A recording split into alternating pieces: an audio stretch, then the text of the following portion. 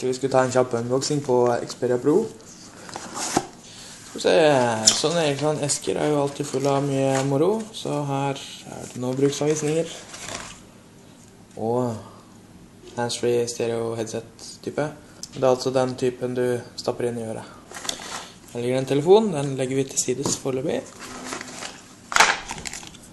Batteri, lader med USB-inngang, en USB-kabel, HDMI-kabel. Så kan vi ta en titt på selve telefonen, som er full i plast. Oi, den var blank. Vet ikke helt om det er positivt, men den er i hvert fall veldig blank og fin akkurat nå.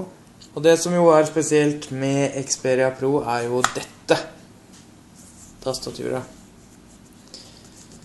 som har masse flotte taster.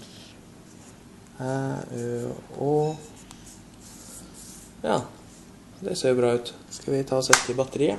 Jeg følger det også med et minnekort.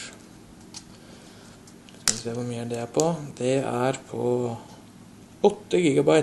Før vi skrur på strømmen så kan vi jo se litt nærmere på hva vi har her. Taster under skjermen, hjem, tilbake, meny. Sånn som er vanlig på Android-telefoner. Så er det et kamera her over skjermen. Kamera. Her er det en kameratast.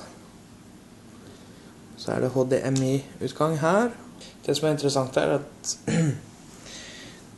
da jeg klaget over at den var så blank, så er det jo lett å se her at her er jo masse fingermerker allerede, så det vel. Det her er jo det samme menysystemet som er på de andre Xperia-telefonene. Så hvis du kjenner til de, så vet du hvordan det her skal brukes, så vi skal ikke bruke så fryktelig mye tid på det, men vi kan jo se litt på tastene, hvordan de funker. Hei, hei. Ja, førsteinntrykket er at de funker bra, altså. Men det skal vi jo teste ut. Det kommer en test av telefonen på et tidspunkt. Så det er bare å følge med, rett og slett.